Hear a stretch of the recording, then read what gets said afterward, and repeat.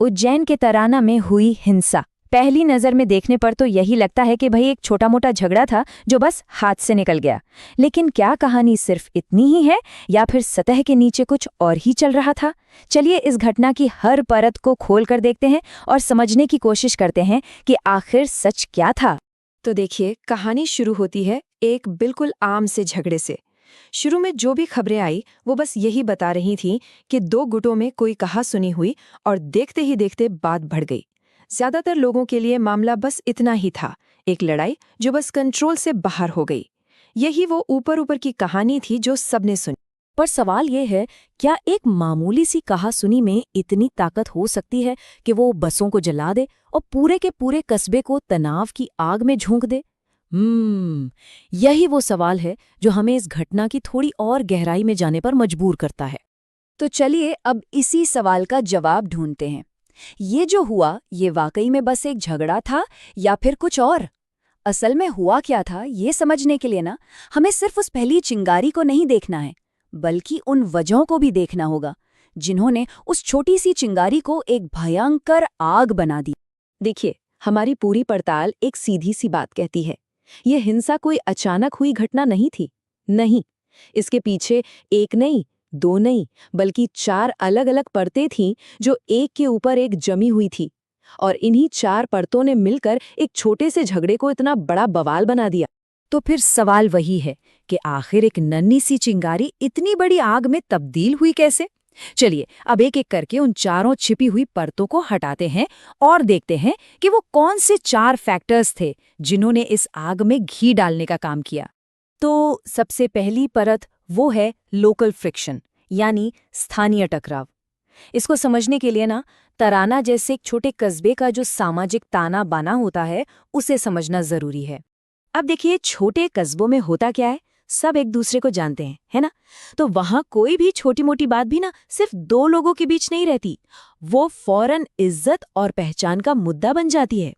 तो जब विश्व हिंदू परिषद के एक स्थानीय नेता पर हमला हुआ तो लोगों ने उसे सिर्फ एक इंसान पर हुआ हमला नहीं माना। नहीं, इसे सीधे सीधे पूरे ग्रुप की प्रतिष्ठा पर एक चोट की तरह देखा गया।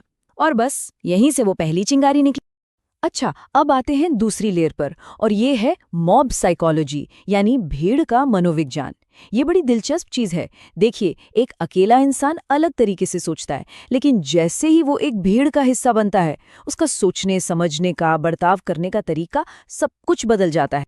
भीड़ में क्या होता है, इंसान की अपनी जो पर्सनल पहचान है वो कहीं खो जाती है, और साथ ही उसकी पर्सनल जिम्मेदारी की भावना भी खत्म हो जाती है।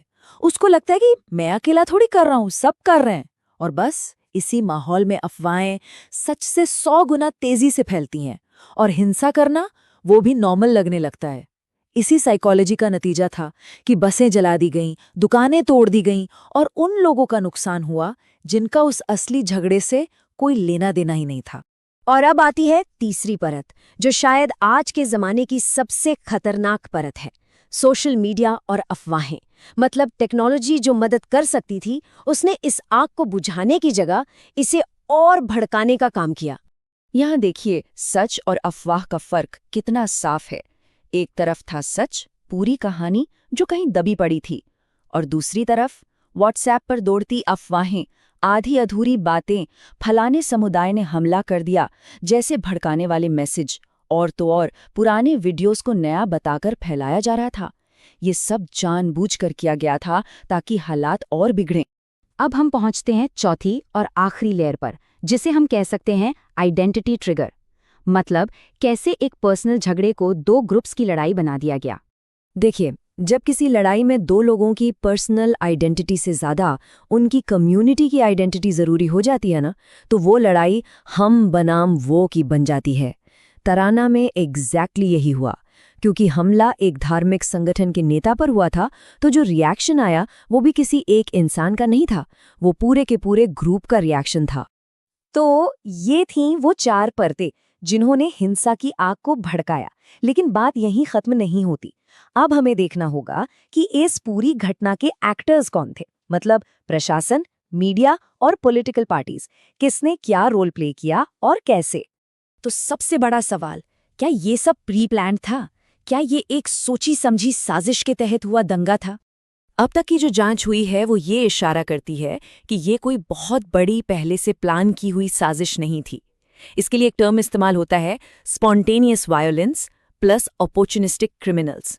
मतलब सीधा सा है, हिंसा शुरू तो अचानक हुई, पर फिर जो लोकल एंटी सोशल एलिमेंट्स होते हैं ना, उन्होंने मौके का फायदा उठाया और उस अफरा तफरी में हिंसा को और भड़का दिया। और पॉलिटिक्स का क्या रोल था? देखिए, डायरेक्ट इन्वॉल्वमेंट तो किसी बड़े नेता का साबित नहीं हुआ, लेकिन जो इनडायरेक्ट पॉलिटिक्स होती है वो साफ दिख रही थी। कैसे?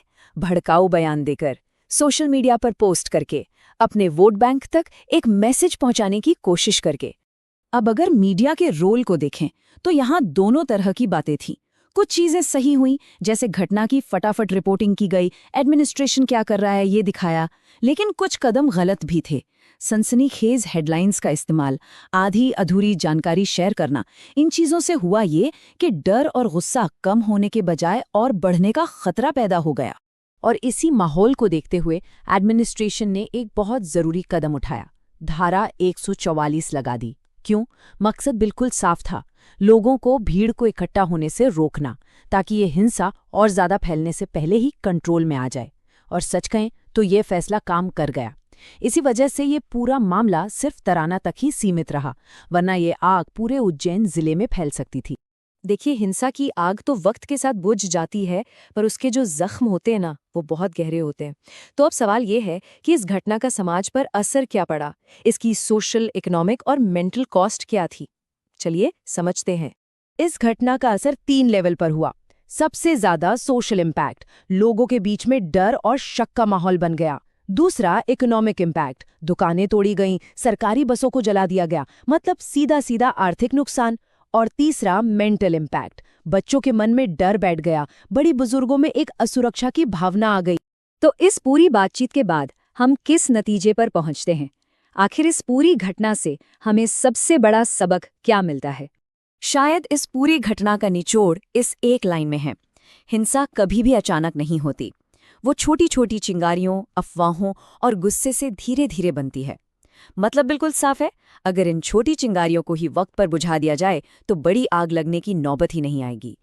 तो फाइनल वर्डिक्ट क्या है? देखिए, ये कोई विदेशी साजिश नहीं थी, ना ही ये कोई पूरी तरह से प्री प्लान्ड दंगा था। असल में ये था क्या?